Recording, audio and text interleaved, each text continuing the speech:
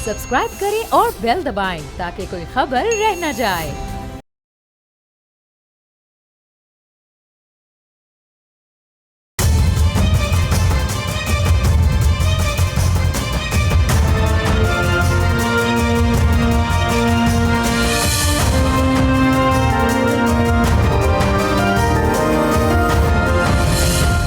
अस्सलाम वालेकुम। आज ईद है और ये बोल्ड रिपोर्ट्स विद बतूल राजपूत का स्पेशल प्रोग्राम है ईद 2 का। और मैं जब भी ईद प्रोग्राम्स करती हूँ मैं बहुत रिलक्टेंट होती हूँ और मैं भाग रही होती हूँ कि मैं क्या बात करूँगी, क्योंकि हमारी वो ट्रेनिंग नहीं है, ये बहुत अनयूजुअल कॉन्वर्सेशन होती है। लेकिन फिर मैं ऐसे लोगों को हमेशा ढूंढ लेती हूँ जिनके साथ मैं बहुत कंफर्टेबल होती हूँ, जिनके साथ मुझे लगता है कि हम बहुत देर तक बात कर सकते हैं। और I got some amazing colleagues with me. Iqra Haris है मेरे साथ, she is an established anchor, इतनी पोलाइट हैं कि कभी कभी हैरानी हो जाती है कि असल में है या प्रिटेंड कर रही हैं। और Shazia Zeeshan, what a brilliant personality. Recently इनका प्रोग्राम मैं फॉलो करी थी। She drives a lot with guests all over Lahore, और पता नहीं कैसे मैनेज करती हैं, क्योंकि मैं प्रोग्राम से पहले ही कह रही थी कि आप ड्राइव भी कर रही होती हैं और बातें भी कर रही होती हैं, सवाल भी पूछ रही होती हैं और ख़बर भी निकाल रही होती हैं, तो ये बहुत मुश्किल है। बहुत शुक्रिया आप दोनों का यहाँ पे आने के लिए। और हम लोग जैसे ऑफ द रिकॉर्ड बात करते हैं उसी तरह ईद के शो पे भी बात करेंगे। और मैंने हमेशा आपको मेंशन किया कि मैं आप दोनों की कंपनी बहुत एंजॉय करती हूँ। स्पेशली एक दफ़ा मैंने शाजिया से पूछा कि यार आप इतनी ज़बरदस्त क्लोथ्स पहनती हैं, तो मतलब ये कैसे हो जाता है कि अभी करंट अफेयर्स कर रहे हैं और जो फैशन है इसका कोई लिमिट नहीं है, और वो इतना ग्रेसफुल और ब्रिलियंट है। तो शाजिया ने मुझे कहा कि that you wanted to be a model at some point of your life. सबसे पहले ईद मुबारक। हाँ, आप सबको, इकरा को, आपको, हमारे देखने वालों को ईद मुबारक। Yes, I wanted to become an actress, model और फैशन इंडस्ट्री में आना मेरा एक लेकिन शौक आपको था। मजीद उस पर बनने की ज़रूरत नहीं, आप हैं ऑलरेडी। हाँ, लेकिन उस फील्ड में नहीं हो रहा। लेकिन आप कभी भी जा सकते हैं। हाँ, मैं कभी भी जा सकती हूँ, लेकिन अब मैंने 2 दिहाइयाँ गुजार ली अब सहाफ़त में, अब बूढ़े होके कहाँ जाना है। बहुत शुक्रिया आप दोनों आए। तो फिर पहले ईद की रिवायती बातें करते हैं, फिर बीच में बहुत कुछ ऐसा है जिसमें हम बात करेंगे। अच्छा इकरा, आप बताएं कि ईद का अब आपके लिए क्या मीनिंग होता है, वो क्या है जो अब जिसका बहुत ख़ास ख्याल रखती हैं बीइंग अ मदर? बस बेटी की चीज़ें, उसके कपड़े, उसकी फिर वो, अच्छा फिर ईद के दिन वो तैयार हो जाए, फिर वो बोर ना हो, फिर उसने कहाँ जाना है, कपड़े दिखाने। ये भी मतलब ये भी अच्छा, ये बोरियत वाला एलिमेंट, ओ माय गॉड, इसको एक्सप्लेन करें, फिर कैसे हैंडल करती हैं? फिर हमने सोचा होता है कहीं ना कहीं चले जाते हैं। मैं शाजिया के घर चली जाती हूँ, किसी और के घर। और शाजिया की बेटी की भी यही एज है ना? सेम एज है, 2 महीने का फ़र्क है। या मेरी वो खाला हैं, रिलेटिव्स हैं, उनके घर चले जाते हैं। बट बिकॉज मुझे खुद भी फिर थोड़ा होता है कि बाहर ही निकल जाएं ईद पे, बिकॉज मुझे सो के ईद गुजारना अच्छा नहीं लगता। हाँ, और इसीलिए हमने चांद रात स्पेशल सेलिब्रेट की है ऑलरेडी। हाँ ना, बिकॉज वो बच्चियों ने मेहंदी लगवानी होती है, तो वो हरीम। अच्छा, कहाँ करते हैं आप लोग लाहौर में? मेरे घर पे। आपके घर पे? हाँ। अच्छा, so I should bring my daughter as well. हाँ ना, वो छोटी है आपकी बेटियों से, बट लेकिन वो मुझे उसे कन्विंस करना पड़ता है कि मेहंदी लगा लो। चांद रात हमने भरपूर सेलिब्रेट की है। मेरी सारी फ्रेंड्स मेरे घर पे आई और हमने बड़ा एंजॉय किया। अच्छा, ग्रेट। तो शाजिया, आपके लिए ईद पे क्या होता है सबसे, जो जिस पे आपका फोकस होता है? खाना बनाना। अच्छा, आई हैव सीन योर वीडियोस, आप खुद भी खाना बनाती हैं? मैं बनाती हूँ, बड़े शौक से बनाती हूँ। खाने का भी इतना वो देसी वेसी घर का खाने का इतना वो नहीं है मुझे शौक। लेकिन मुझे होता है मेरे फ्रिज पे, मेरी टेबल में ढेर सारे मीठे पड़े हुए हों और डिफरेंट काइंड ऑफ फूड पड़े हों। अच्छा, तो क्या सबसे अच्छा बनाती हैं? काबली पुलाव एंड कढ़ाई कोरमा, इस तरह की चीज़ें मैं बहुत अच्छी बनाती हूँ। और इकरा चूँकि घर से बाहर निकल जाती हैं तो फिर खाते हैं जाके, तो फिर खाना घर में नहीं बनाना होता। तो वो बनाती है तो हम जाते। वैसे ईद सुबह शुरू हो जाती है, मतलब सुबह 6:30 वो नमाज पढ़े और नहीं, बिकॉज वो हरीम तो लड़की है, उसने अगर लड़का होता तो फिर ऑब्वियसली उठते, लेकिन हम आराम से ही उठते हैं 12-1 बजे। लेकिन हरीम को शौक होता है कि वो सुबह 9 बजे उठ के कपड़े पहन ले और तैयार हो जाए और पूरी लवाजमा, मतलब उसे कई दफ़ा मैं कहती भी हूँ कि अच्छा ये चीज़ ना पहनो, जब हम कहीं जाएंगे तो पहने। वो कहती नो, वो सब चीज़ें पहनेगी, वो चूड़ियाँ, बैंगल्स, ज्वेलरी, एक चीज़ उसने रात को लाइन अप करके रखी होती है ड्रेस के साथ। अच्छा, तो आप दोनों की बेटियां को मैंने उनका एटीट्यूड और बिहेवियर मैंने फॉलो किया, I have seen your videos, तो वो लोग they are more into girl kind of thing. तो आप वो कंफर्टेबली कन्विंस हो जाती हैं ज्वेलरी पहनना या लड़कियों वाले क्लोथ्स पहनना, क्योंकि आजकल की बच्चियों को ये बहुत होता है कि हम ये टिपिकल ज्वेलरी नहीं कैरी करेंगे, आप वो कंफर्टेबल। हरीम को तो कुछ ज़्यादा ही होता है, वो मतलब मुझे कई दफ़ा उसे रोकना पड़ता है कि अच्छा, ये तो तुमसे बड़ी लड़कियों का है, अच्छा करो। तो कहती है नहीं, कभी आप कहती है मैं बड़ी हो गई,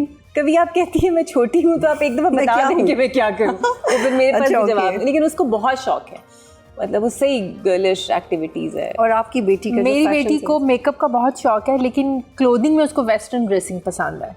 वो शलवार कमीज साल में 1 या 2 दफ़ा मतलब कि वो बनता है, जो ईस्टर्न ड्रेस होता है ना ईद पे, वो साल में 2 बनते हैं और वो एक ही दफ़ा पहनती है। अगले साल छोटा हो जाता है, फिर मुझे यू नो किसी को देना पड़ जाता है।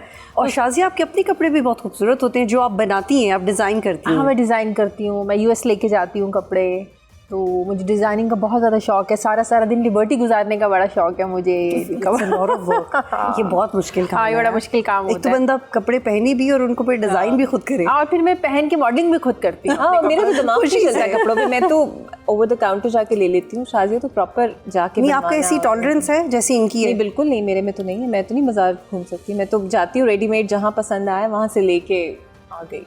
मुझे डायर के पास खड़े होके डाई करवाना नहीं, इसको थोड़ा सा और डार्क करो, इसको थोड़ा सा और लाइट करो, गन पॉइंट हाँ ना, तो पाइपिंग का ये कलर करो, दुपट्टे का ये करो, ट्राउजर ऐसे करो। तो मैं बड़ा नहीं, I have seen your few clothes are beautiful. अच्छा, ईदी का क्या कॉन्सेप्ट है भाई? अभी बड़े हो गए हैं तो एक्सपेक्ट कर रहे होते किसी से कि मिल जाए? मुझे तो मिलती है, मेरे ननियाल में से सब लोग आके देते हैं, कभी कभी मेरे हस्बैंड भी देते हैं। तो क्या कोई रेंज? कभी अच्छा, कोई रेंज? अच्छा, ईदी का कोई रेंज भी होता है, बस सेट किया हुआ है? क्या इतनी तो बड़े हो गए हैं, इतनी मिलनी चाहिए? नहीं, अब तो देनी पड़ती है ना। अब तो हरीम है, तो फिर उसके बाद फिर और भी बच्चे हैं मेरी कज़न्स के, उन सबको देनी पड़ती है। तो वो रेंज फिर अबव 5 ही शुरू होती है, उससे कम तो बच्चे भी अब चालाक हो गए हैं, बच्चों को भी पता होता है कि भाई इतनी ईदी हमें चाहिए। अच्छा, और बचपन में कभी ये वाला इंसिडेंट हुआ जैसे सिबलिंग्स का जो सबसे बड़ा बहन भाई होता है वो कलेक्ट कर लेता है आपकी ईदी? नहीं, हमारे साथ वाइप्ड आउट। मेरे साथ तो ऐसा बहुत हुआ। मैं तो खुद बड़ी थी। तो फिर आप भी करती होंगी ना? नहीं, मेरे भाई और हमने हमेशा अलग अलग रखे हैं। अच्छा। लेकिन हाँ, ये ज़रूर होता था कि जब बहुत छोटे होते थे तो वो जो हमें अक्सर ये होता था कि आप हमें छोटे नोट ही दे जाएं, बड़े वाले तो फिर मामा ने ले लेना। हाँ। तो मेरा भाई तो बाकायदा, इसका क्या साइंस होती थी छोटे और बड़े की? मतलब फॉर एग्जांपल 200-300 रुपीज़ ऐसे दे दे, बिकॉज अगर ज़्यादा कोई 1000 आप होती थी तो वो मामा ले लेती होती थी। तो मेरा भाई तो बाकायदा मेरी मामा कहता होता था, छोटे होते आप चोर हैं, आप मेरी सारी ईदियाँ ले लें। अच्छा, करेंसी वैल्यू के मुताबिक हाँ, ईदी ले ली। अच्छा, और मेरी बेटी को अभी भी ये सेंस नहीं है, उसको नहीं पता कि अगर उसको कोई 5000 का दे रहा है, उसको लगता है इट्स जस्ट वन नोट ना, एक ही है ये, तो उसको 10-10 के ज़्यादा मिल जाएं, उसको 50-50 के 50-50 के ज़्यादा मिल जाए, बड़ा हैप्पी हो जाएगी। उसको 5000 दे दो। अच्छा, number of currencies, but not the exact currency को ज़्यादा अट्रैक्ट करती है रादर देन कि उसको 5000 दे दो, 1000 दे दो। 5000 के 2 भी दे दोगी, वो कहेगी नहीं तो ये सिर्फ 2 हैं, तो 100 के उसको 10 दे दोगी तो वो बहुत खुश होगी। अच्छा, जो मेरा बेटा शेर है वो बिल्कुल ये हरकत करता है। तो sometimes if I am running out of change तो मैं उसको वो पैसे दे देती हूँ जो बेचारे को नहीं चाहिए होते और बाकियों को दूसरे पैसे दे देती हूँ। तो मुझे लगता है ये हर घर का मसला है। अच्छा इकरा, हम मोस्टली जब ईद के बारे में बात कर रहे होते हैं तो ये लोगों का एक ओपिनियन है, मैंने तो एक्सपीरियंस नहीं किया, कि आजकल के लोगों को ईद के एसेंस का नहीं पता, जो आज की ये इसमें कितनी हकीकत है? अच्छा, ये तो जैसे जैसे आप उम्र अपनी आपकी बढ़ती जाती है तो ऑब्वियसली जो हम गुजार चुके होते हैं वैसी ईदें तो हम उस तरह एक्सपीरियंस नहीं करते ना। मतलब अल्हम्दुलिल्लाह मेरे पेरेंट्स तो खैर हयात हैं और उस तरीके से करते हैं, लेकिन वो शायद खुशी या उस तरीके से चैलेंजेस अब हमारी ज़िंदगी में इतने ज़्यादा हैं काम के, पर्सनल लाइफ के, कि शायद उस एसेंस से हम ईद मना नहीं सकते। लेकिन मुझे लगता है ईद बचपन की ही होती हैं, बचपन की ईदें, या फिर मुझे लगता है कि हम में से बहुत सारे लोग बजाय के जल्दी उठने के या फैमिली के साथ वो टाइम स्पेंड करने की ये प्रेशर लेते हैं कि कितने महंगे या खूबसूरत कपड़े हैं और कितनी जल्दी हम उन्हें सोशल मीडिया पे शो करें। नहीं, मुझे लगता है कि ईद वो थी जब स्टॉल्स लगते थे इकरा। हाँ, ठीक है, मार्केट्स में जाना, स्टॉल्स पे चूड़ियाँ लेना और स्पेशली कार्ड्स, ईद कार्ड्स का जो हम लोगों ने ट्रेंड देखा हुआ है वो लेना, अपने फेवरेट एक्टर एक्ट्रेसेस के कार्ड्स उठाना वो लेना। और कुछ 10 रुपए वाला कार्ड एक बहुत महंगा कार्ड होता, फिर वो सोचते थे कि किसको भेजे, फैमिली में किसको भेजे, पुप्पो को भेजे, खाला को भेजे, मामू को भेजे।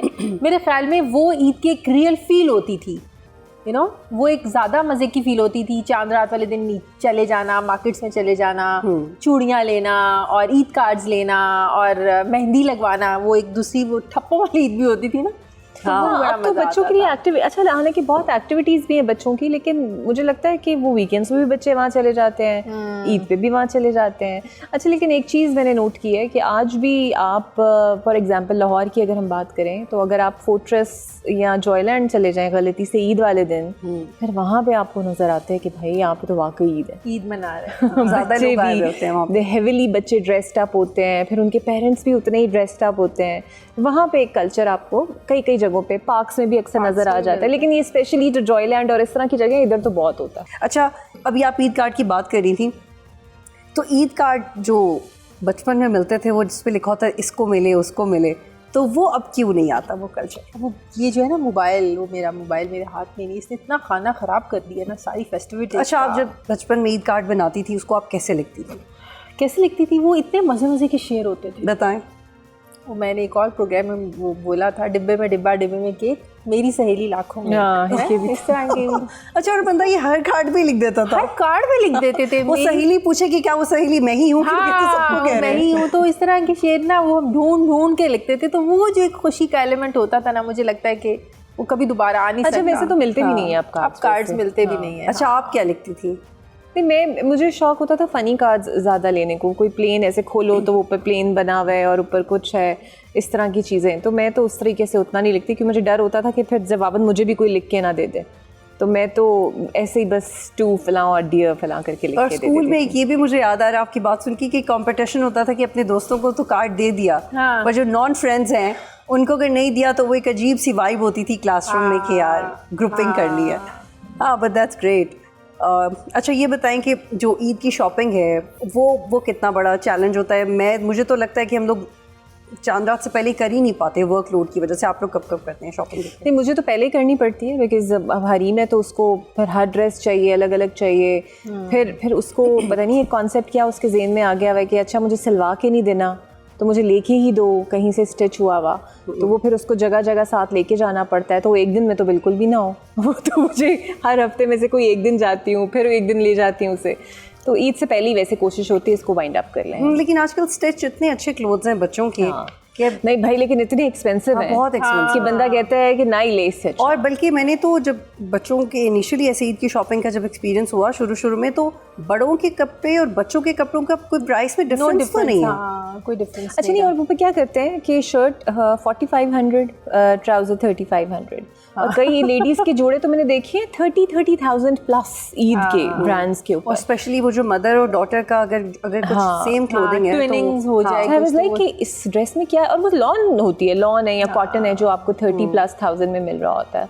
लेकिन फिर लाहौर की जो गर्मी है वो तो आप पहन भी नहीं सकते इतने। बिल्कुल। फिर मेरी बेटी को तो यहाँ से ना चुभे, यहाँ से ना चुभे। बच्चों का ये बड़ा मसला है, इरिटेट कर कुछ भी नहीं होता तो वो चुभ रहा होता है, और वो इतना प्यारा। अच्छा, फिर आप क्या करते हैं? क्योंकि मैं तो बिज़ा को आज तक कन्विंस नहीं कर पाई कि ये जो चुभ रहा है इसको हम ये कर, मैं से ही कहती हूँ बिज़ा हम इसको थोड़ी देर में रिमूव करने वाले हैं, it's just for some time, we need to look good. और मेरी वाली रो के उसके सारे, आप क्या उसको लॉजिक देती हैं? नहीं, पर बस मेरे में पेशेंस बहुत कम है। बच्चों को डील करने की जो पेशेंस है ना मेरे में बहुत कम है, बस मुझे गुस्सा आ जाता है। नहीं, फिर आप उसे क्या कहती हैं? बर्दाश्त करो। और वो जब रोती है तो हम जो देसी माएँ होती फिर एक लगा भी देते हैं फिर वो और होती, फिर वो जो उसके वो आंसू होते हैं वो कपड़ों पे गिर जाते हैं, फिर और। लेकिन एक तो उसको ड्रेस चुभ रहा, ऊपर से कोई नहीं चुभ रहा होता, कोई नहीं चुभ रहा होता, एक तो उसको ड्रेस भी चुभे, ऊपर से पिटाई भी उसी की हो, ये गलत है शाजिया। बस वो ये ड्रामा होता है। मैं आपको बता रही हूँ उसको वेस्टर्न ड्रेसेस पसंद। लेकिन उसका सोल्यूशन क्या है? क्योंकि चुभने वाला चैलेंज तो मेरा भी है। नहीं, मैं खुद बनाती हूँ ना, तो मेरी कोशिश होती है कि जो स्लिप लगे तो बिल्कुल भी मैं उसको इस तरह का मटेरियल ही ना लेके। लेकिन फिर भी कोई ढूंढ लेती है ना।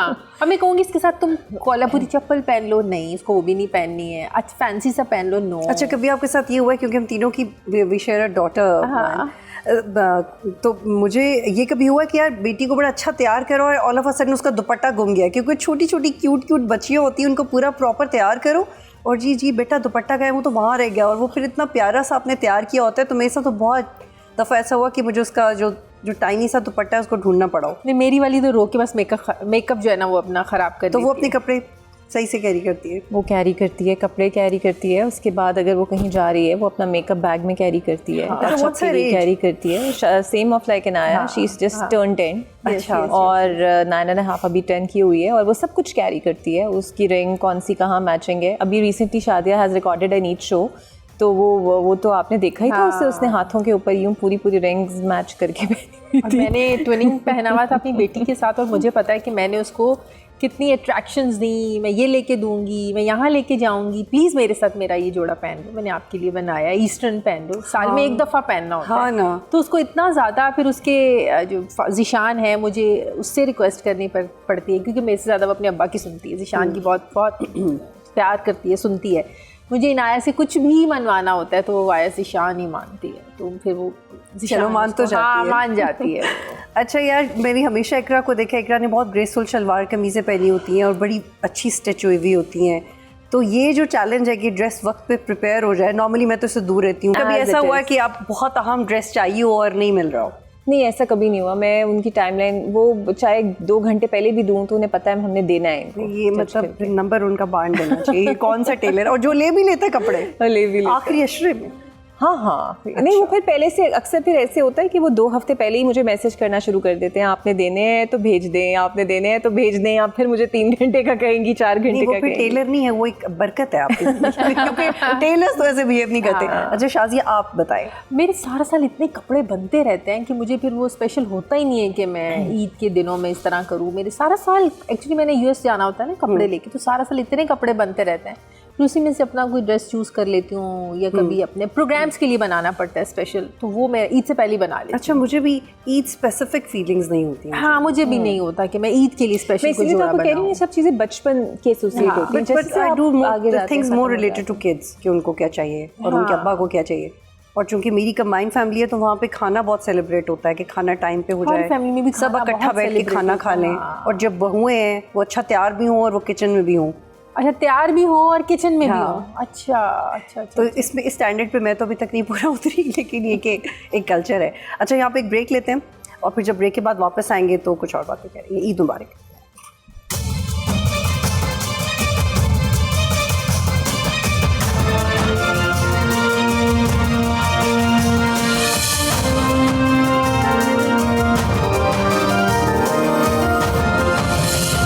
प्रोग्राम में खुश आमदीद। ईद का स्पेशल प्रोग्राम कर रहे हैं मेरे स्पेशल दोस्तों के साथ, और बड़ी ओरिजिनल और ऑर्गेनिक बातें हो रही हैं।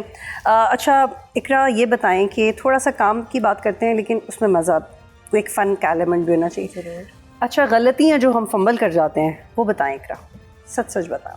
नहीं, अब तो नहीं होते फंबल। न्यूज़ एंकरिंग में कभी कभी खबरें पढ़ते हुए कोई ऐसा लफ्ज़ आ जाए जो हो जाए, तो प्रोग्राम के अंदर तो लेकिन क्या कोई ऐसी गलती जो आपने सोचा यार मैंने क्या कर दिया? नहीं, मेरा ख्याल है इस तरह की, हाँ एक दफ़ा अजीब सी हुई थी मेरे से। मैंने नया दुनिया टीवी ज्वाइन किया था, तो दुनिया टीवी का शायद को याद होगा, स्टूडियो ऐसा होता था, उस पिलर के ऊपर ऐसे टीवी लगे होते थे, वो जो बड़ा सा स्टूडियो एक होता था। तो वो मैंने नया ज्वाइन किया, तो ब्रेक थी तो मैं जियो देख रही थी उस टाइम, स्टूडियो बुलेटिन चल रहा था, तो उन्होंने कहा ब्रेक का लिंक, तो मैंने एम ही कह दिया आप देख रहे हैं जियो न्यूज़, मिलते हैं ब्रेक के बाद।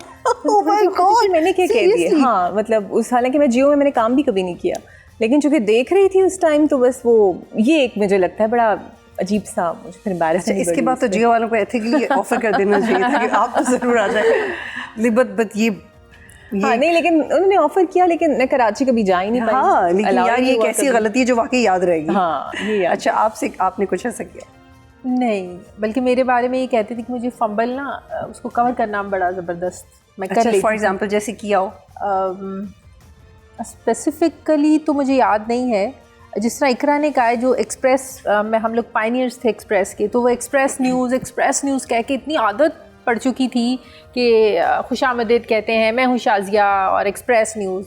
तो दुनिया में 2-4 बार इस तरह मेरे साथ हुआ कि दुनिया नया ज्वाइन किया मैंने। तो एक्सप्रेस न्यूज़, वेलकम टू दुनिया, इस तरह करके। और फिर जब मैंने 92 ज्वाइन किया, दुनिया में फिर 6 साल काम किया, तो फिर 92 भी ज़ुबान पे चढ़ते बहुत टाइम लगा। वहाँ पे फिर दुनिया न्यूज़ निकलता था, एक्सप्रेस से गई तो एक्सप्रेस निकलता था, फिर 92 गई तो दुनिया छोड़ के गई थी 6 साल। तो ये मेरे साथ थोड़ा एडजस्ट करने में ज़रा वो बड़ा प्रॉब्लम होता था, अदरवाइज फंबल्स का इतना। अच्छा, मैंने एक ही किया है, वो इतना एम्बैरेसिंग है, मुझे हमेशा याद रहता है।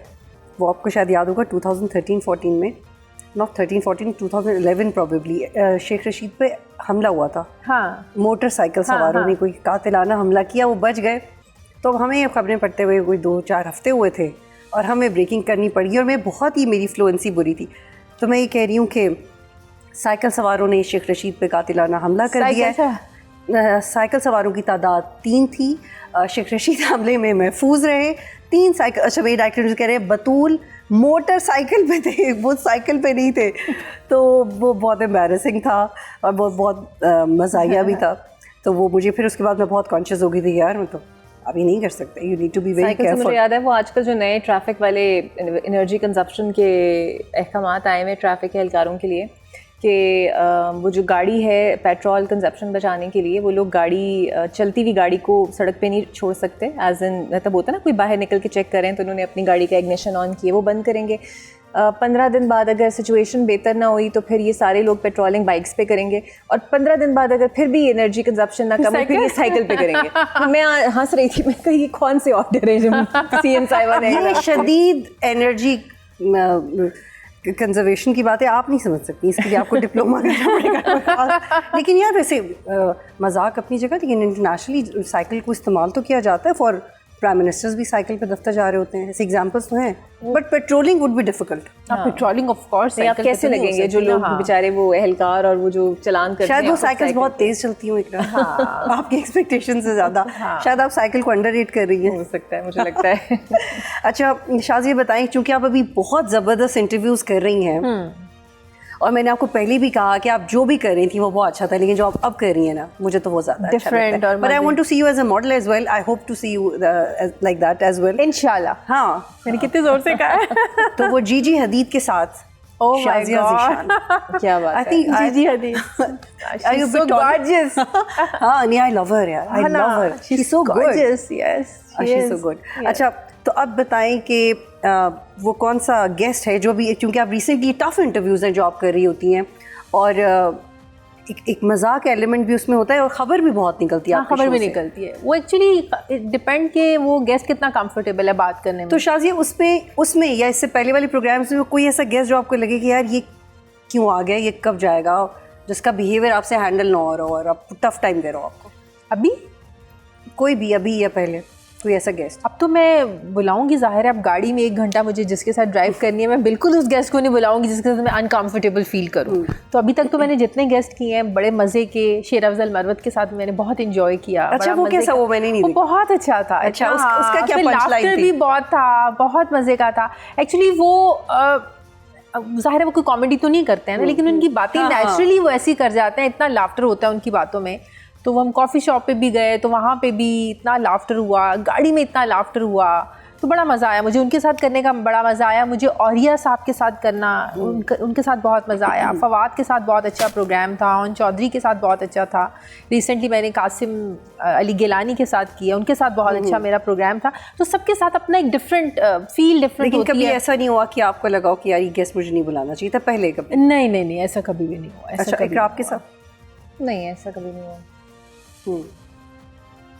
अच्छा, हाँ, कई दफ़ा एक दफ़ा ऐसा होता है, मेरा ख्याल है कई दफ़ा रमज़ान ट्रांसमिशंस आजकल तो बड़ी हमने देखी भी हैं। वो एक दफ़ा मैंने 24 न्यूज़ में मैं कर रही थी तो अब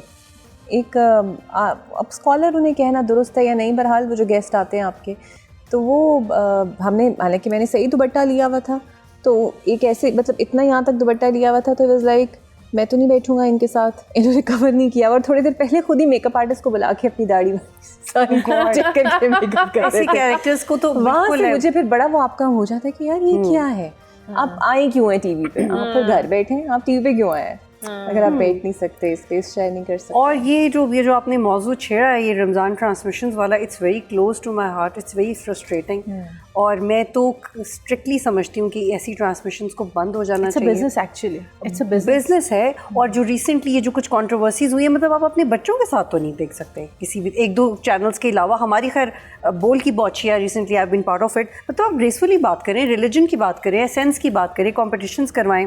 देखिए, एक जो ड्रामेटिक्स शुरू करने वाला ट्रेंड था वो आमिर लियाकत साहब का था। हाँ, वो बहुत अच्छी करते थे। इवन उनका जो प्रोग्राम था आलम ऑनलाइन, बेहतरीन शो था। और लेकिन उसके बाद कुछ चीज़ें उन्होंने भी बाद में, अल्लाह उन्हें गरीक रहमत करे, कुछ उन्होंने भी अपनी चीज़ें ऐसी इनकॉर्पोरेट कर दी जो बाद में बिल्कुल लेकिन वो जो शो करते थे वो फिर भी अच्छा था। और उसके बाद मुझे लगता है वसीम बदामी का शो आज भी अच्छा है, कंटेंट वाइज बिल्कुल बहुत अच्छा शो है। और अभी तो मैंने देखा वो आप लोगों ने शायद आई होप फॉलो किया हो कि एक खातून तो बेहोश हो गई थी। मतलब वो रमज़ान ट्रांसमिशन कर रही हैं और जो होस्ट हैं वो कोई कलाम पढ़ रहा है और वो इतना महजूज होगी कि वो बेहोश होगी। Know what's going on. तो कभी किसी का डिवोर्स का जो मौजू है वो वायरल है, अजीब व गरीब है। वो जो इनामात के लिए आप लोगों से फजूल हरकतें करवाते हैं ना, दैट्स रियली वेरी एम्बैरेसिंग। अच्छा, वो मैंने इतना फॉलो नहीं किया, बट मैंने ये सोशल इश्यूज थोड़े फॉलो तो गेम शो है, गेम शो है। मतलब वो उसमें क्या होता है? वो इतनी फजूल हरकतें करवाते हैं फीमेल से भी, और वो अच्छा, मतलब कोई टास्क दे देते हैं। जीतने के लिए बहुत एफर्ट करनी पड़ती है शाज़िया, आपको अंदाजा नहीं। लेकिन नहीं, आपको वो किसी की इज्जत नफ्स और वो उस पे नहीं। अच्छा, मैंने फ्रैंकली वो फॉलो नहीं किया, but I totally get what you are saying. हाँ, यू नो, वो आप ये करके दिखाएं, आप ये करके दिखाएं, ये करके फिर ख़वातीन वो करती भी हैं, और वो भी आई डोंट नो, वो बड़ा एक वो आप किसी को ह्यूमिलेट कर रहे हैं जैसे। हाँ, लेकिन मुझे लगता है कि जो रमज़ान है उसको आप मतलब जितने हम पूरा साल जितने मुस्लिम रहते हैं उतने ही रह लें। आप उस एग्जेजरेशन में ना जाए। जो कॉन्सेप्ट है टेलीवेंजलिस्ट्स का शाज़िया, और वो यही है कि आप टीवी को एक पर्पस के लिए इस्तेमाल करें कि एक महीने के लिए मैं अब ये बन गया हूँ। फॉर एग्जांपल, आज मैं अभी थी कराची में, तो मुझे किसी ने याद करवाया कि वो जो हमारी बड़ी प्यारी एक्ट्रेस है वीना मलिक, वो जब एक्सप्रेस के साथ वो क्या था, आए सब मिलके करें इस्तग़फ़ार। भाई हम खुद कर लेंगे, आप अपना इस्तग़फ़ार करें, हम अपना करें, हमें आपके साथ नहीं करना। तो ये जो चीज़ें सेट हो गई हैं, दे क्वाइट ऑकवर्ड। अच्छा इकरा, बताएं कि एक ब्रेक लेते हैं और जब ब्रेक के बाद वापस आएंगे तो आपसे पूछूंगी कि वो कौन सा ऐसा गेस्ट है जो आपको लगता है जिसके लिए तैयारी ज़्यादा करनी पड़ता। एक ब्रेक फिर वापस आते हैं।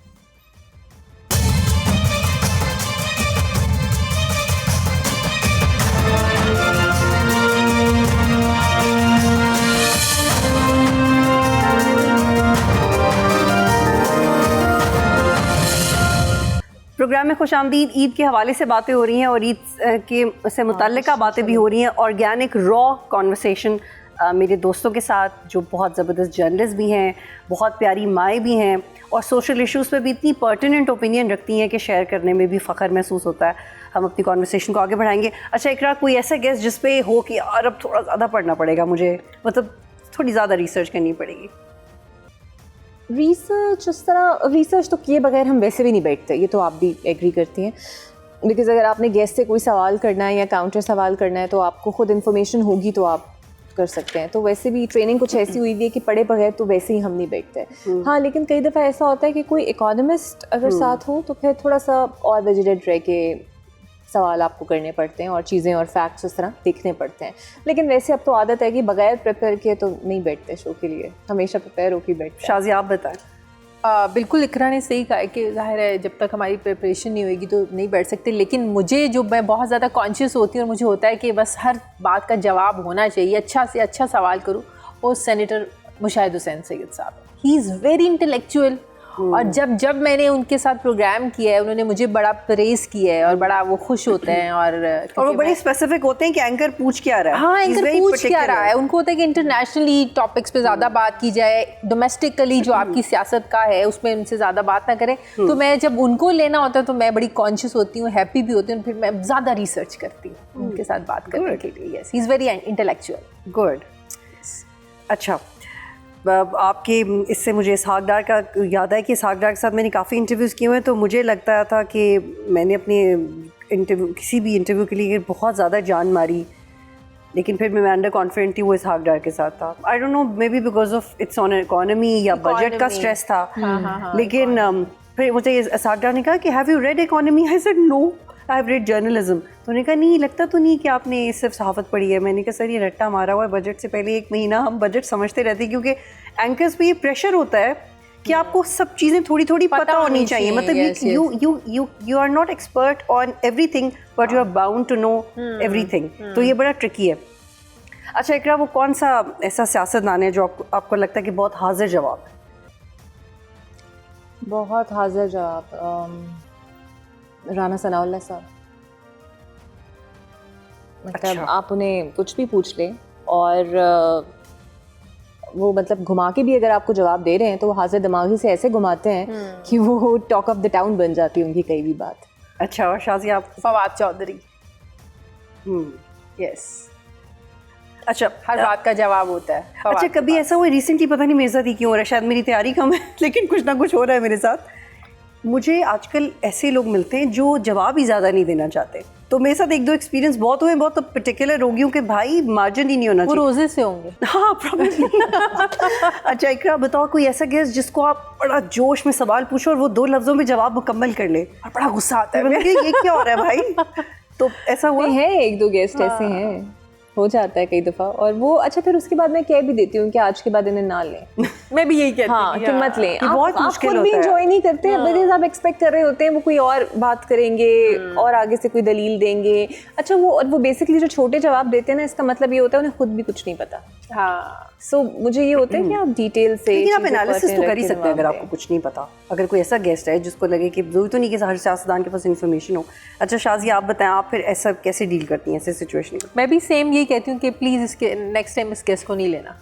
ये तो अभी हम सवाल करते ही हैं, वो 1-2 अल्फाजों में जवाब दे के कहता है फाइन। बंदा भी सोच रहा होता है कि हमने डिबेट करनी है इस बात पे, इतना ज़बरदस्त सवाल है। एक शख्सियत के साथ मैं एक शो करती थी, आई वोंट नेम इट, एक प्रीवियस चैनल मेरा, तो वो 1+1 शो होता था मेरा उनके साथ ना। तो मेरी बड़ी कोशिश होती थी कि मैं उनसे कोई कंट्रोवर्सी सवाल पूछूं या वो कोई उस तरह जवाब दें, बिकॉज वो बहुत न्यूट्रल रह के जवाब देते थे। मैं अगर कुछ पूछ भी लेती थी ना तो वो कहते थे जी बिल्कुल ठीक कह रही हैं आप। ओह गॉड, वो हमको याद है, वो चैनल का नाम मैं नहीं लूँगी।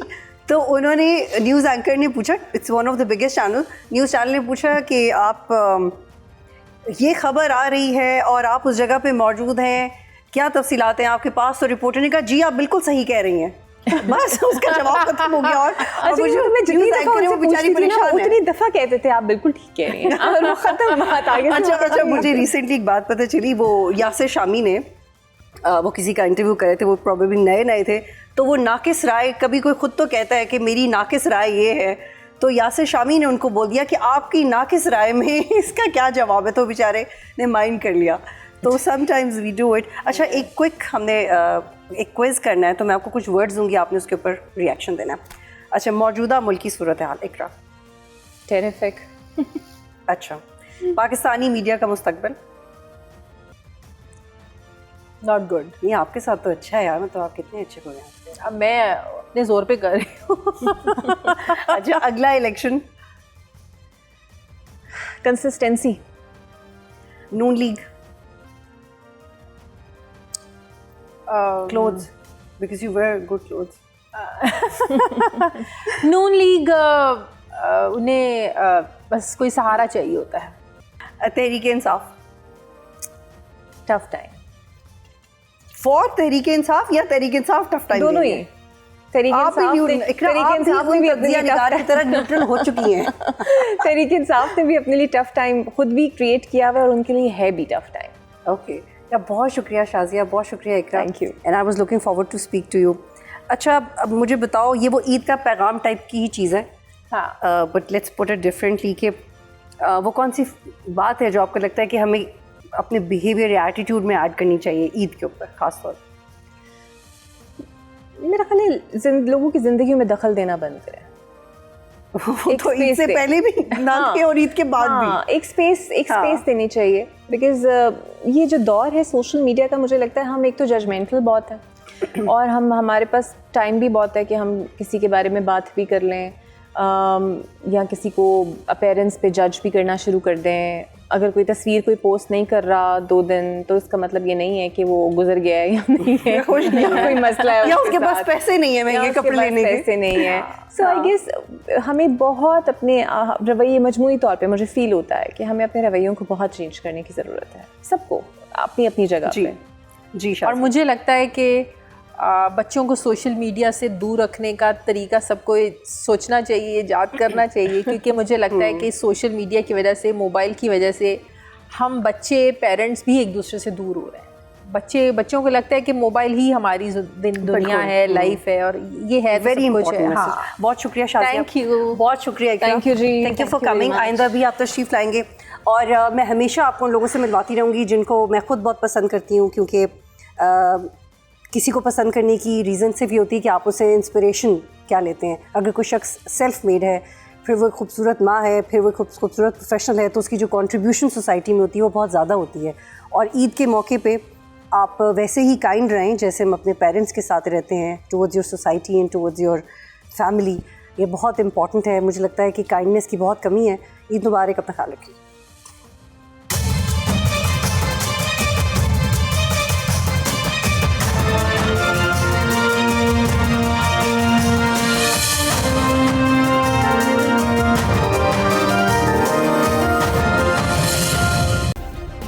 सब्सक्राइब करें और बेल दबाएं ताकि कोई खबर रह न जाए।